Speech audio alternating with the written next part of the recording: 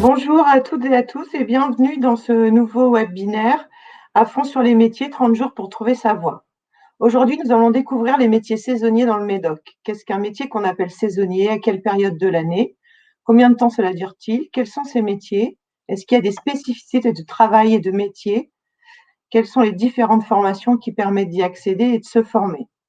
Pour répondre à toutes ces questions, je vais d'abord accueillir Aurélie Aucheux, qui est directrice du Parc national régional. Et ensuite, je passerai la parole à Delphine Vircoulon, correspondante emploi-formation pour l'ANEFA Gironde. Madame Aucheux, bonjour. Bonjour. Je vais vous laisser vous présenter et puis nous parler du parc régional. Très bien, merci. Oui, donc Aurélie Aucheux, je suis la directrice du parc naturel régional du Médoc, donc pas parc national parce que ce n'est pas tout à fait la même chose. Je vois les choses en grand. Voilà. Je vais vous partager un petit diaporama. Voilà, juste le temps de le faire pour vous présenter un petit peu plus à travers des cartes le territoire du parc naturel régional du Médoc. Si ça veut bien arriver. Alors oui, en effet, pourquoi le Médoc est classé depuis peu? D'ailleurs, depuis le mois de mai 2019, il est classé, il a obtenu cette labellisation nationale qui s'appelle Parc naturel régional. Et donc maintenant, le Médoc, en fait, a rejoint la famille des 54 parcs naturels régionaux qui existent en France. Alors, dans la famille des parcs naturels régionaux, on a des noms évocateurs. On a en effet la Corse, on a le Morbihan, on a le Queyras, on a voilà toute cette famille de territoires qui évoquent beaucoup de choses chez nous, notamment en premier lieu, j'imagine, dans l'imaginaire collectif de magnifiques paysages. Et bien le Médoc, il mérite ça, puisqu'en effet, c'est après une procédure assez longue et très exigeante que le territoire a pu recevoir cette labellisation-là. Alors, c'est quoi un parc naturel régional? En fait, c'est un territoire qui est un territoire rural, mais c'est un territoire habité, c'est-à-dire où il y a véritablement des activités, mais qui a comme spécificité d'avoir des patrimoines environnementaux, paysagers et culturels qui sont dits exceptionnels au plan national. Alors, c'est bien beau de le dire, mais il faut le démontrer. Quand on part dans une procédure comme celle-là, ça veut dire qu'effectivement, en Médoc, alors souvent le mot Médoc fait évoquer soit la mer, soit la vigne. Mais en fait, quand on regarde la carte du Médoc, eh bien, on a cette particularité d'avoir une vraie mosaïque de paysages. C'est-à-dire qu'on est capable de partir le matin sur les bords de l'estuaire, de rentrer à travers les marais interviticoles, de rentrer sur les croupes calcaires où s'installent toutes les vignes. On arrive dans des villages qui sont des villages de pierre blanche, et puis là, on commence à rentrer dans une forêt mixte, puis après dans le vaste territoire des Landes de Gascogne, avec cette vaste forêt de pins. On arrive sur les lacs, les grands lacs, les plus grands lacs d'Europe quand même, et puis ensuite, là, d'une blanche, l'océan. Et puis, particularité du Médoc, de sa toute pointe, en allant vers le Verdon, qui sont de vastes zones dites de marais et qui aboutissent après tout au bout sur ce magnifique phare de Cordouan, qui, nous l'espérons, sera classé à l'UNESCO prochainement. Donc, en fait, c'est vrai qu'on a cette typicité. Alors, le territoire est grand, certes, mais finalement, sur un territoire de cette dimension-là, on n'a pas souvent autant de milieux différents, du coup d'activités qui sont attachées très fortement à ces territoires-là. Et en effet, ce qui fait vraiment l'énorme valeur en matière de biodiversité que peut abriter le Médoc, c'est que c'est un territoire entouré d'eau et qui abrite tout un réseau hydrographique très nourri et des vastes zones humides. Et c'est vrai que c'est dans ce type de milieu-là que se développe une biodiversité tout à fait particulière. Donc oui, le Médoc a conscience de cette biodiversité, mais c'est pas pour autant qu'il développe un projet de protection pure. C'est un projet intelligent en fait, où à la fois la mise en place de modalités de gestion responsables du territoire sont mis en place tout en développant les activités qui sont notamment les activités identitaires du territoire. Donc voilà pour la petite présentation du Médoc que j'aurais bien aimé vous faire sur la base d'une carte, mais apparemment, il veut pas du tout. Alors pourquoi je suis invitée aujourd'hui en tout cas à venir parler de l'emploi saisonnier en binôme avec Delphine, donc de l'ANEFA. C'est parce que bien sûr en Médoc, eh bien il y a beaucoup c'est un territoire en fait dont l'économie repose sur ces grands champs d'activité, beaucoup sur l'emploi saisonnier, que ce soit sur la partie touristique bien entendu, mais encore plus sur la partie viticole et agricole. Donc c'est une composante majeure du territoire et cela pose en tout cas au territoire des questions sur la manière dont il s'organise aussi pour accueillir en effet des travailleurs saisonniers sur le territoire, dont beaucoup d'entrepreneurs ont bien entendu besoin pour pouvoir développer leurs activités. Donc je crois que le diaporama est enfin activé. Tout à fait, oui. Bon, oui, je te l'ai mis Aurélie. Ah, super, merci Delphine.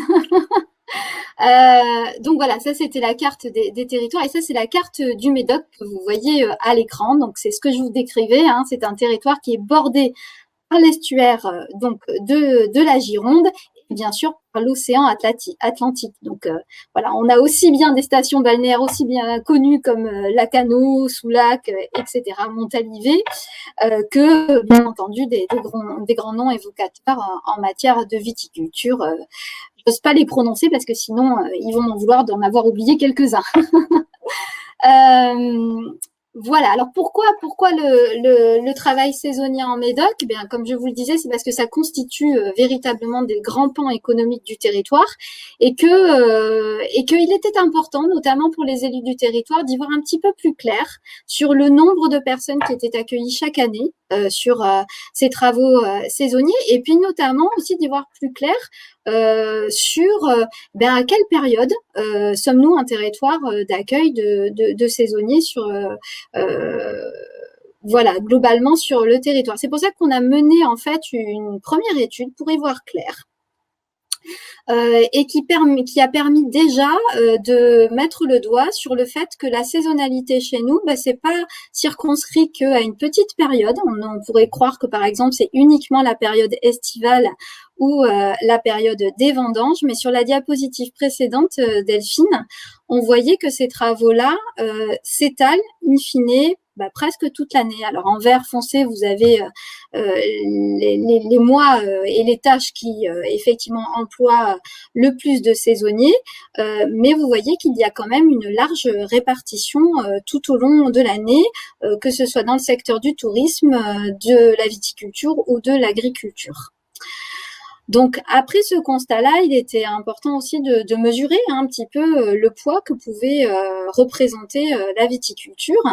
Et donc on a regardé sur l'échelle des 4 communautés de communes qui constituent le territoire du parc naturel régional, combien d'effectifs, combien de personnes en fait étaient employées sur le territoire en tant que saisonniers. Donc vous avez sur le tableau au milieu le nombre de personnes qui sont employées comme saisonniers sur le territoire, donc 21 000, autour de 21 000, et juste en comparaison, 21 000, c'est autant que d'emplois salariés sur le Médoc. Donc c'est véritablement un axe absolument majeur, en tout cas sur les champs économiques du territoire. Alors bien entendu, en effectif, en équivalent temps plein, on n'est pas sur des équivalents temps plein entiers, donc ça représente beaucoup moins de temps, mais ceci étant, c'est quand même 21 000 personnes. Sur la diapositive suivante, on voulait voir quelle répartition dans les secteurs d'activité ce nombre de personnes pouvait représenter. Et donc, bien entendu, l'agriculture et la viticulture est vraiment le secteur le plus employeur de saisonniers sur le territoire. Puisque on est à peu près à 14 500 personnes qui viennent travailler tout au long de l'année dans les secteurs de l'agriculture et de la viticulture sur le territoire. Voilà, alors cette étude-là, voilà, dont je vous ai donné vraiment juste un tout petit peu d'éléments, mais nous a effectivement amené à organiser un travail collectif pour savoir comment, sur le territoire, les saisonniers pouvaient être accueillis. Et notamment, nous avons réalisé une convention particulière avec l'ANEFA Gironde, qui est notre partenaire privilégié réellement pour pouvoir mener le plan d'action qu'on a coélaboré de manière partenariale. Je vais laisser du coup la main à Delphine, qui va pouvoir nous présenter l'ANEFA et quelques actions du plan d'action. Bonjour à toutes et à tous. Donc effectivement, après l'étude qui a été faite par le PNR, on a mis en place des actions et donc l'ANEFA a été partenaire et a aidé à piloter un petit peu les actions d'un point de vue agricole sur le territoire. Donc l'ANEFA Gironde, c'est quoi? Donc c'est l'Association nationale pour l'emploi et la formation agricole en Gironde. Donc nous, on fait partie d'un réseau national et on gère toute la Gironde. Moi, je suis correspondante emploi formation sur le Médoc. Donc, on a 3 grandes missions. En fait, l'ANEFA, c'est vraiment un facilitateur de liens entre les personnes qui souhaitent découvrir, travailler, se former dans le milieu agricole, alors que ce soit travailler de manière temporaire, travailler à plus ou moins long terme. Donc, c'est vraiment faciliter le lien entre toutes ces personnes en reconversion, demandeurs d'emploi, salariés ou non, vers le monde agricole. Donc, nous, on est vraiment le lien entre ces 2 mondes, entre guillemets. Et donc, pour ça, on est 4 à l'ANEFA. Et moi, je travaille vraiment essentiellement sur le territoire du Médoc. Et donc, on accompagne ces personnes vers l'emploi ou la formation agricole et on accompagne également les employeurs dans leurs besoins en recrutement et ou de formation. Donc c'est pour ça que avec le PNR, on a été un interlocuteur un peu particulier parce qu'on a une connaissance du territoire d'un point de vue saisonnier et salarié et d'un point de vue aussi au niveau des employeurs. Donc on a travaillé sur plusieurs actions. Donc là, je vais pas vous décrire toutes les actions, mais et peut-être une action qui peut intéresser vraiment les personnes qui vont faire des saisons dans le Médoc. On a élaboré avec tout un tas de partenaires. Il y a le PNR, il y a l'ANEFA, mais il y a aussi plein d'autres partenaires sur le territoire. C'est vraiment un travail partenarial. Donc, on a élaboré le guide des saisonniers. Donc, c'est un guide en fait qui s'adresse vraiment aux personnes qui viennent travailler sur le territoire et qui connaissent ou pas le territoire du Médoc. Donc, ça peut être et on s'est mis à la place du saisonnier en se disant voilà, on arrive dans le Médoc. De quoi on a besoin, qu'est-ce qu'on peut se poser comme question. Donc, il y a des rubriques sur le droit, sur l'accessibilité au droit, sur l'accès au droit, sur la santé, sur comment faire garder ses enfants. Quand on arrive dans le Médoc, on a des enfants, on veut travailler en saison. C'est comme le disait Aurélie, les saisons agricoles, il y en a toute l'année. Il n'y en a pas que à l'été, il n'y en a pas que pour les vendanges, il y en a vraiment tout au long de l'année. Donc du coup, à des périodes où les enfants peuvent être scolarisés, où il faut qu'ils soient gardés. Donc comment faire garder mon enfant? C'est un territoire aussi, comme dit Aurélie, qui est très vaste. Donc comment je fais pour me déplacer? Donc il y a une carte avec toutes les lignes de bus, de train. Il y a des aires de covoiturage aussi, et le bac. Comment je fais? Se loger, voilà.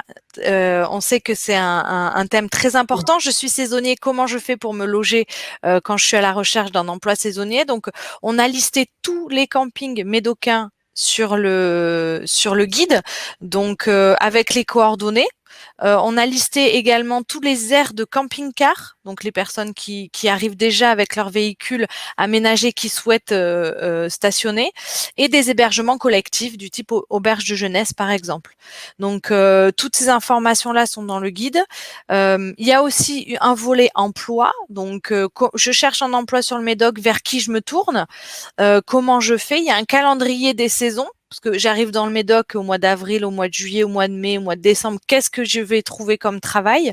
Et après, il y a toute une rubrique info utile, où là, les distributeurs de billets, par exemple, la poste, l'accessibilité à Internet, les toilettes, les stations-service. Enfin voilà, on a essayé vraiment de répondre à toutes les questions que pouvait se poser un saisonnier en arrivant sur le territoire. Donc D'accord. ça, Madame Vircoulon, je vous coupe 5 minutes. Est-ce que ce guide, on peut le trouver où? alors ce guide est téléchargeable sur le site du PNR, sur le site de la NEFA Gironde et surtout il est aussi dans toutes les mairies du Médoc. Donc D'accord. s'ils sont pas en rupture évidemment, mais on l'a distribué à toutes les mairies du Médoc, également à des partenaires comme Pôle Emploi, les missions locales, le département. Enfin voilà, on a vraiment tous les Ouais. partenaires ont un guide, les employeurs aussi, les employeurs agricoles ont aussi ce guide-là. Donc, il est vraiment, Ouais. Il est on peut le trouver accessible assez facilement. facilement. D'accord. Et dans plusieurs langues. Ah, ça, c'est important, effectivement. Voilà. En italien, en espagnol, en anglais et je crois Polonais. que c'est tout. Comment? Et polonais, Et c'est polonais. vrai. D'accord. Polonais, voilà. Donc ça, c'est vraiment un des outils qu'on a mis en place depuis 2 ans. Les employeurs l'utilisent quand même assez fréquemment et les donnent à leurs saisonniers aussi. Donc il est vraiment et on le fait évoluer aussi en fonction des retours que nous font les saisonniers et les partenaires.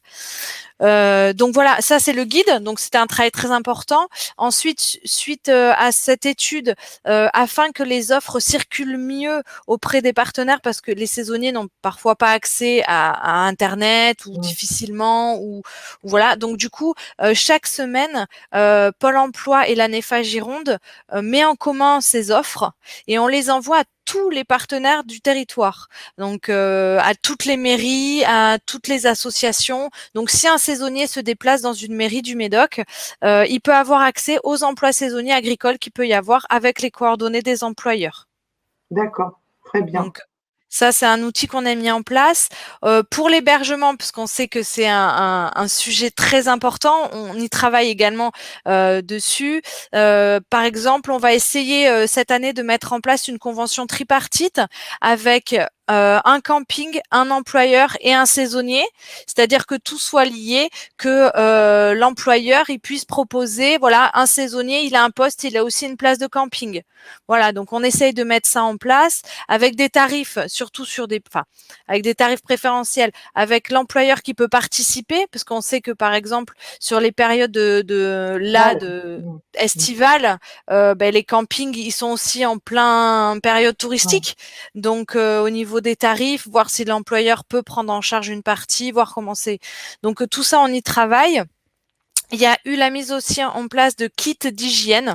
Donc ça, ce sont des trousses de toilettes qui ont été faits par une entreprise du territoire avec du gel hydroalcoolique, des masques, une brosse à dents, dentifrice, tous les premiers soins qu'on peut apporter si les personnes n'ont pas accès à ce type de De produits, d'ustensiles, oui. de produits, voilà. Donc ça, c'est pareil, ça, on va le retrouver chez des partenaires.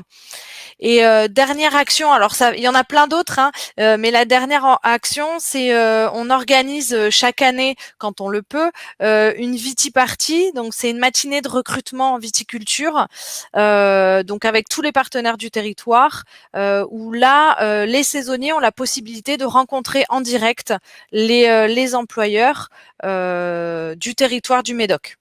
D'accord. Est-ce que cette année, vu la conjoncture, est-ce que ça va se faire ou Alors et quand malheureusement, on va pas être sur les saisonniers parce qu'au vu de la conjoncture là sur les saisons par exemple, l'année dernière, on avait un total de 1000 postes à pourvoir. Donc on peut se retrouver avec beaucoup de personnes. On fait une communication normalement qui est tout public.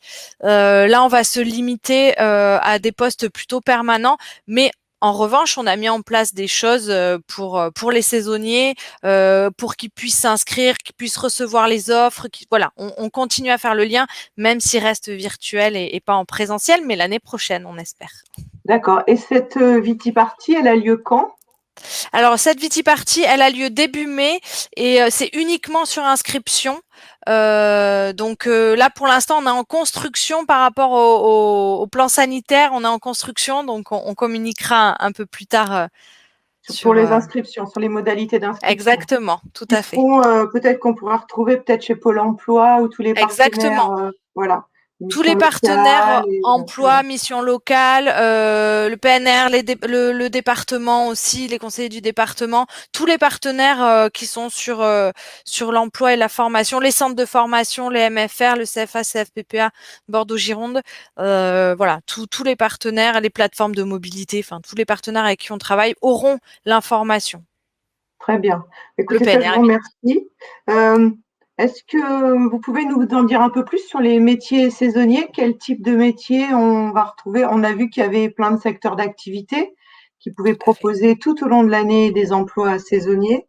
Mais peut-être est-ce que vous pourriez nous donner des exemples de métiers qu'on va retrouver dans le Médoc? Oui, tout à fait. Alors là, je me suis concentrée sur la période là qui arrive, hein, Oui, printemps-été. voilà. Donc l'année dernière, pour vous donner un exemple, l'année dernière, on avait donc plus de 1000 postes à pourvoir. Donc sur ces 1000 postes en tout, bon. Pour rien vous cacher, il y avait 77% des postes en viticulture, mais il y avait aussi un peu d'arboriculture avec du tri, du conditionnement de myrtilles. Donc sur la période estivale, hein, donc on est sur mai, juin, enfin juin, juillet, août.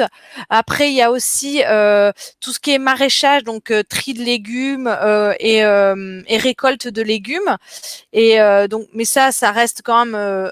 On a des postes, hein, ça représente quand même une cinquantaine, entre 50 et 100 postes, donc ça reste quand même conséquent.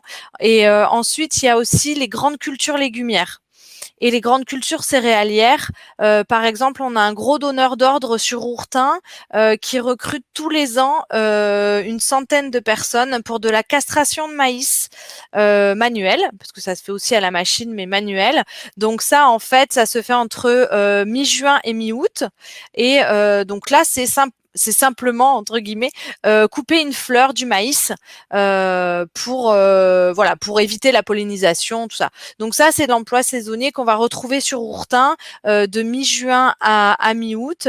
Donc il y a aussi des postes de chef d'équipe au sein de ces castreurs de maïs. Il y a aussi des postes de chef d'équipe et aussi des postes de conducteurs d'engins de castreuse. Il n'y a pas forcément besoin d'avoir beaucoup d'expérience en conduite d'engins agricoles. L'employeur souvent me dit qu'une personne qui aime bien jouer au joystick, aux jeux vidéo, tout ça, peut s'adapter très facilement aux machines agricoles, du moins aux castreuses. Donc voilà, c'est vraiment ouvert à toutes et à tous. Donc ça représente quand même pas mal de recrutement. Et ensuite la vigne, donc qui est quand même la Oui. grosse majorité de notre recrutement, et qui commence plus tôt, qui commence dès la mi-avril. Et là, on va être sur ce qu'on appelle les travaux en verre. Donc les travaux en verre, on va être donc c'est des postes de vignerons, de vigneronnes. On va être sur de l'épamprage par exemple. Donc ça c'est des repousses pour en fait la vigne c'est une liane, il faut la canaliser et l'hiver on l'a taillée pour pouvoir concentrer le fruit sur deux astes, deux branches et en fait pour éviter que la sève aille ailleurs que là où on le voulait, on enlève les pampres. Ensuite, il y a l'effeuillage, donc c'est enlever des feuilles pour que justement en fonction de l'exposition de la vigne soit pas brûlée enfin le raisin ne soit pas brûlé par Ok. le soleil, mais plutôt prenne vraiment le meilleur du soleil. Il y a les vendanges vertes où là on va enlever certaines grappes de raisin parce que c'est trop important et du coup ça moisit et du coup après derrière le raisin n'est pas bon, la récolte est pas bonne. Donc là on a vraiment tous ces postes là de avril jusqu'à début août. On a une succession de tâches comme ça. On a le levage et le relevage aussi. La vigne, donc, comme je vous disais, est une liane, donc elle est comprise entre dans un palissage entre deux fils de fer et deux piquets. Et en fait, faut la canaliser et elle va pousser. On va l'aider à pousser. Donc, on va monter les fils de fer en fonction de la croissance de la plante. Donc, tous ces gestes-là, il n'y a pas besoin d'avoir de compétences ou de formation particulière au préalable. C'est vraiment ouvert à toutes et à tous et aux débutants et débutantes. Et du coup, on vous forme sur le tas. C'est Voilà, c'est ça. vraiment, on vous forme une demi-journée, une journée suivant la difficulté de la tâche. Les pamprages, il faut un peu plus peut-être de formation, mais surtout le reste, on vous forme une matinée. Après, je vous disais que ce sont des postes qui commencent de mi-avril à fin juillet. Mais admettons, si vous êtes disponible que le mois de juillet ou que le mois de juin ou que souvent les employeurs font des CDD de 15 jours ou des CDD qui sont renouvelables en fonction des travaux. Donc c'est pas parce que vous n'êtes pas disponible 3 mois que vous ne pouvez pas postuler en fait. L'employeur va s'adapter à vos disponibilités. D'accord. Ça veut dire que, par exemple, on est étudiant, on a 1 mois ou 2 mois de congé l'été, on a envie de travailler pour découvrir un secteur d'activité comme celui du monde agricole ou viticole. On peut venir travailler sans engagement très long sur une durée d'1 Exactement. mois et voilà. Tout à fait. Après, c'est en toute transparence avec l'employeur aussi, parce que lui, effectivement, Bien il a sûr. besoin de monde pendant ces 3 mois-là. Mais après, de toute façon, c'est à la fin de la tâche, donc à la fin de l'épamprage. Une fois que l'épamprage est terminé, ça va être à la fin du levage. Donc voilà, ça peut durer comme ça pendant plusieurs mois. Mais si la personne est disponible que 15 jours ou 3 semaines, ça peut aussi complètement être possible. Donc ça, c'est des postes d'ouvriers viticoles ou d'ouvrières viticoles. Il y a aussi des postes de chef d'équipe, puisque à ce moment-là de l'année, donc il y a des permanents hein, dans les châteaux et dans les entreprises. Alors, il y a 2 types d'employeurs également. Enfin, il y en a 3 pour être exact, mais il y a les châteaux qui emploient directement Oui. leurs salariés. Il y a les prestataires de services. Donc ça, ce sont des entreprises qui vont venir effectuer les travaux dans les châteaux. Et ensuite, il y a des groupements d'employeurs. Donc sur le Médoc, il y a un groupement d'employeurs agricoles, il y en a un départemental, mais il y en a un aussi spécifique au Médoc. Donc il y a vraiment trois employeurs différents. Quand vous êtes employé par le château, ben, vous avez le château, vous allez dans le château. Quand vous êtes employé soit par un groupement d'employeurs, soit par une entreprise, vous êtes salarié de cette entreprise ou groupement d'employeurs et vous allez dans un château effectuer les travaux. Et donc, du coup, vous pouvez voir différents châteaux et donc différentes techniques de production, différentes techniques Le au travail. niveau de travaux. Donc, c'est vraiment très Mmh. enrichissant. Et surtout, et ces personnes-là vont chercher aussi des chefs d'équipe parce qu'ils ont leur permanent. Mais au moment des emplois saisonniers, donc surtout de mars à de mi-avril jusqu'à fin juillet, ils vont vraiment augmenter leurs effectifs. Ils vont avoir besoin de chefs d'équipe. Donc là, il faut effectivement déjà un petit peu maîtriser les travaux de la vigne, les travaux Oui. qu'on demande, et après avoir une appétence pour encadrer un groupe Mmh. et gérer une équipe. Il faut un peu plus d'expérience que sur un poste d'ouvrier viticole. Classique, oui, tout à Mmh. fait. Et Et peut-être après, connaître déjà le métier d'ouvrier viticole avant de pouvoir encadrer et diriger une équipe. oui, quelqu'un qui a fait 2-3 saisons, qui s'en sort, ou même 2 saisons, qui s'en sort déjà bien, et qui a un peu, parce que c'est aussi avoir cette appétence, cette compétence-là, parce que tout le monde peut pas être chef d'équipe. Enfin, je pense que c'est aussi en soi. Donc du coup, il faut et c'est faire l'appel au début, c'est vérifier le travail des gens. Donc comme on a une vérification, voir ou aider, pas forcément que vérifier, mais aussi aider les gens dans les travaux. Effectivement, il faut Mmh. savoir soi-même les maîtriser, sinon on se met en porte-à-faux. Donc effectivement, mais un saisonnier qui a déjà fait, ou une saisonnière hein, qui a déjà fait plusieurs saisons, pour essayer d'évoluer peut-être, si l'envie lui prend, c'est de postuler à ce type de poste de chef Ouais. d'équipe. Parce qu'on est en Oui. recherche. Ouais. Et après, il y a des postes un peu plus qualifiés aussi, mais là, c'est des postes de tractoristes. Oui. Parce qu'il y a des travaux à la vigne, il y a des travaux manuels dont je vous Mmh. parlais qui se font, mais certains travaux se font également de manière mécanisée. Donc, on parle souvent de rognage et décimage, donc c'est couper la vigne en fait, mais ça se fait avec des machines. Et du coup, ça, faut avoir une expérience quand même en conduite d'engins agricoles, viticoles, mais en sortie de formation, par exemple, c'est possible. Oui, c'est ça. Il existe des formations de tractoristes.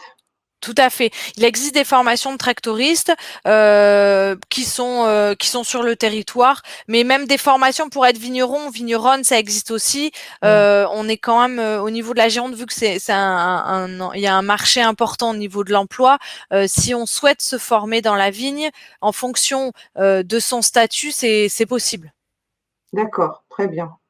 Et quelqu'un qui veut rester sur la région du Médoc et par exemple qui a envie de travailler toute l'année mais sur Mm, mm. différents métiers, c'est possible. Complètement. Elle peut très bien faire de la vigne. Elle peut très bien faire après un peu enfin, faire un peu les myrtilles, faire la castration de maïs. Après la castration de maïs, ils ont aussi tout ce qui est tri de légumes. Là, il y avait l'asperge récemment. Donc vraiment, on peut faire plein dans des domaines différents. On peut faire plusieurs emplois saisonniers. D'accord. Donc ça, c'est très intéressant. On note bien on n'a pas forcément besoin de qualification. Par contre, c'est un métier quand même où il faut avoir une bonne condition physique ou c'est Alors important oui, oui. Après, c'est un métier, on travaille dehors. Donc déjà, faut aimer travailler dehors. d'aimer la nature. Euh, voilà, faut aimer la nature, faut aimer travailler dehors. Après, quand même, quand il fait très chaud, surtout là dans la période, je parlais de la castration de maïs, mais dans la vigne c'est pareil. Hein, très souvent, avec les chaleurs qu'il peut faire, ils sont en horaire décalé, c'est-à-dire qu'ils vont travailler le matin et débaucher à 14 heures. Donc, quand on connaît un peu le territoire, on se dit je débauche à 14 heures, je travaille à Saint-Laurent, j'ai la plage qui est à même pas 20 minutes, une demi-heure. Voilà, c'est bien Voilà. aussi le territoire du Médoc par rapport à ça. C'est que le matin, on peut travailler, l'après-midi, finir à la plage. Donc, c'est plutôt un bon compromis pour les étudiants, par exemple, ou les saisonniers qui veulent venir travailler sur le territoire. Voilà, et qui veulent lier l'utile à l'agréable. Exactement, avoir un peu de vacances tout en travaillant, même si ça reste un travail physique, mais comme beaucoup de métiers, après les employeurs de plus en plus mettent à disposition des outils mécanisés électriques qui permettent Voilà, de faciliter le travail. Donc de plus en plus, ils essaient de faciliter. Ouais. d'accord. Donc oui, il y a quand même des outils qui permettent de limiter le port de charge ou Ouais. ce genre de choses. Oui, Des outils et des techniques aussi. C'est pour ça oui, qu'il y a des formations pour éviter justement, parce que suivant comment on se baisse, suivant tous les gestes et postures sont très très importants dans le milieu agricole comme dans le milieu du bâtiment ou dans d'autres milieux où ça demande un peu de physique. Il y a des châteaux du Médoc qui ont fait une expérimentation avec des jeunes kinés où en fait ils viennent, c'est sur le bénévolat, hein, c'est sur le bénévolat qui viennent le matin faire des étirements, des exercices aux salariés et un échauffement aux salariés le matin et un étirement le soir, comme des sportifs de haut niveau. Et donc, ça limite justement après les maux de dos, les des maux de... Voilà. blessures, oui, tout à Comme fait. des sportifs. Les salariés agricoles sont des sportifs de haut niveau. Donc on prend soin des saisonniers dans le Médoc. Complètement. En termes de rémunération, c'est calculé comment? Comment sont payées les personnes? Alors très souvent c'est au SMIC parce qu'on est sur des tâches qui sont assez basiques donc c'est souvent au SMIC. Après il y en a beaucoup, il y a des primes d'assiduité régulièrement. Après parfois il faut faire quelques heures supplémentaires donc évidemment elles sont payées. Voilà, après c'est un emploi saisonnier classique dans les règles du droit social. D'accord. Est-ce qu'on a des saisonniers, j'imagine que oui, qui sont entre guillemets fidèles à Ah oui. au château ou aux exploitations? Et est-ce que par exemple, quand on a fait une saison dans un château, qu'on s'y est trouvé bien, que le travail nous a plu, on peut revenir? Les employeurs, la première chose qu'ils font quand, avant de nous déposer une offre d'emploi ou d'aller chercher, ils vont, si ça s'est bien passé, qu'il y a eu aucun souci, ils vont appeler les saisonniers de l'année précédente. Ils vont pas chercher à aller voir plus loin. Pourquoi Voilà. ça s'est bien passé? Si la personne est encore disponible, ils peuvent continuer. Ça, il y a aucun problème. Tous les ans, par exemple, pour les vendanges, typiquement, ils ont très souvent leur équipe de base et après, ils complètent des saisonniers qui viennent d'ailleurs. Mais oui, oui, si ça se passe bien, on peut continuer. Et donc, tout à l'heure, on parlait du guide et de ses traductions en diverses langues. Ça veut dire aussi qu'on peut, dans l'emploi saisonnier, on peut rencontrer des personnes qui viennent d'ailleurs d'Europe ou pour travailler. Ça permet aussi une certaine mixité et un travail d'équipe plutôt intéressant. Complètement, il y a une découverte des autres origines, des autres voilà, c'est enfin c'est pas la colonie de vacances, je vais pas dire ça, mais parfois il peut y avoir un petit peu ce sentiment-là parce qu'on est assez nombreux, donc et toutes les personnes sont d'univers parce que c'est l'origine mais aussi c'est des univers parce qu'on peut avoir une étudiante, on peut avoir ou un étudiant, on peut avoir un retraité, une retraitée, on peut avoir une personne en reconversion. Là, malheureusement, avec le Covid, on peut avoir des personnes au chômage partiel qui peuvent travailler en même temps que le chômage partiel pour aller faire des saisons agricoles. Donc, on va être vraiment avec des jeunes, des moins jeunes, des hommes, des femmes, vraiment tout type de profil. Donc, c'est vrai que ça peut être humainement aussi très enrichissant. D'accord, donc une mixité sociale, un travail d'équipe qui forcément apporte aussi de l'intérêt et du plaisir au travail de saisonnier. Complètement, c'est un travail d'équipe. Si le travail parfois peut être difficile, fatigant, c'est sur ce travail-là, ce travail de groupe et cette ambiance-là que les personnes vont compter et vont se soutenir et c'est sur ça que c'est ça que fait la convivialité du travail aussi. Et est-ce qu'on y retrouve aussi, enfin, vous l'avez évoqué tout à l'heure, mais des femmes, enfin, comment ça, Évidemment. en termes d'emploi, ça est-ce que c'est à peu près équilibré ou on a quand même peut-être plus d'hommes encore? Alors, j'ai pas les chiffres exacts sur est-ce qu'il y a plus d'hommes ou de femmes. Alors nous, en tout cas, ce que je peux dire, c'est qu'au niveau de nos inscriptions, parce que pour pouvoir postuler à des offres de saison, vous pouvez vous inscrire sur notre site. Et nous, l'année dernière, oui, l'année dernière, enfin non, l'année dernière, c'était une année un peu particulière, mais il y a 2 ans, on avait plus d'hommes, plus de femmes, pardon. Bon, ça se joue à pas grand-chose, hein, mais on avait plus de femmes inscrites que d'hommes. Donc D'accord, il n'y a pas de voilà, il y a pas très de bien. règles en la matière. Je vais noter sur l'onglet chat les coordonnées de votre site. Oui, alors en fait, pour pouvoir postuler sur les offres de saison en agriculture, on considère justement comme ce sont des offres où il n'y a pas besoin forcément de compétences ou d'expérience, on fonctionne Mhm. sans CV. Donc, D'accord, vous allez sur notre site gironde.anefa.org à la rubrique emploi saisonnier et là, vous allez retrouver 5 photos en fait qui correspondent aux saisons agricoles en Gironde et donc médocaine, hein, parce que il y a le maraîchage, les travaux en verre pour la vigne, donc les travaux de mars à fin juillet, la castration de maïs, donc ça c'est typiquement pour Ourtin par exemple, les vendanges et la taille de vigne et les travaux d'hiver. Donc il y a 5 photos. La personne, suivant sa disponibilité, sa mobilité géographique, peut s'inscrire sur les 5 formulaires. Enfin, très cliquer sur bien. les 5 et remplir les 5 ou qu'un seul. Enfin, ça, c'est la personne qui décide. Comme ça, ça nous permet, une fois que la personne est inscrite, de communiquer ses coordonnées à tous les employeurs qui nous ont déposé des offres de saison. Si par exemple elle a complété le formulaire travaux saisonniers, tous les viticulteurs en Gironde qui recevront ces coordonnées. Et elle, en même temps, chaque semaine recevra un mail avec avec un tableau qui résume toutes nos offres en Gironde avec les coordonnées directes des employeurs. Oui, donc c'est très bien et c'est vrai que c'est vraiment facilitateur quand on recherche une saison, quoi. Complètement. Comme ça, ils ont la main sur, ils font leur marché, ils regardent Mm. en fonction de leur mobilité, leur disponibilité, Le ils lieu appellent les employeurs. d'habitation, voilà, c'est ça, tout à fait. Donc ça, c'est très bien. Alors on a retrouvé, voilà, j'ai noté le nom du site, C'est gironde.anefa.org. anefa.org, c'est ça. Mm, mm.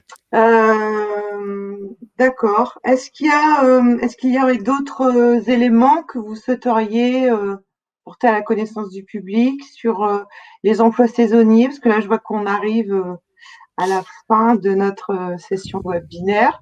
Euh, Alors euh, juste peut-être que un saisonnier pour les employeurs, c'est souvent un futur permanent. oui, on n'a pas C'est parlé de la pérennisation, c'est vrai, on parle d'emploi saisonnier, mais ça peut peut-être aussi en termes de perspective d'emploi déboucher sur un CDI.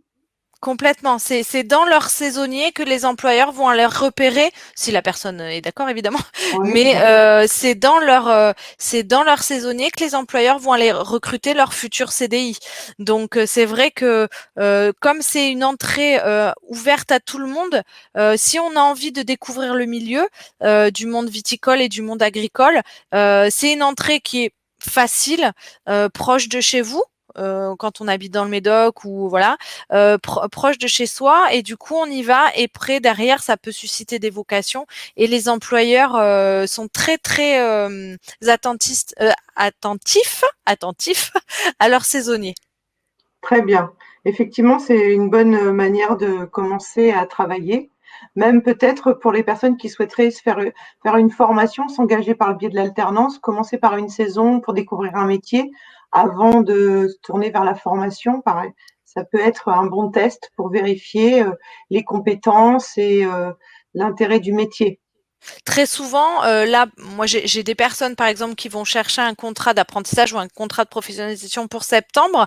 Et là, je leur dis, bah, c'est bien parce que vous êtes sur la bonne période. Mm. Vous avez la possibilité, non pas de faire une immersion, mais de faire un CDD saisonnier pendant plusieurs semaines pour voir si justement l'employeur et vous, ça se passe bien, et ça pourrait être bien pour la suite du contrat, et valider, et ça consolide vraiment derrière le contrat, et ça évite du coup les échecs au moment du contrat d'apprentissage ou au niveau du contrat pro.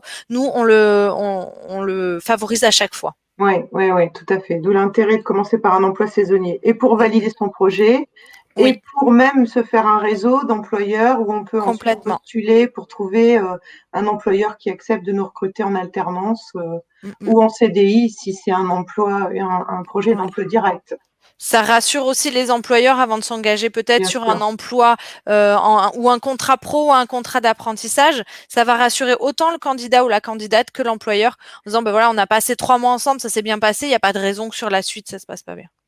Très bien. Madame Vircoulon, je vous remercie beaucoup. Merci à vous. Madame Aucheux également. Est-ce que Madame Aucheux, vous souhaitez rajouter quelque chose, dire quelques mots Oui, ou non, juste on évoquait tout à l'heure le fait qu'effectivement on pouvait naviguer sur le territoire et sur différentes offres d'emploi.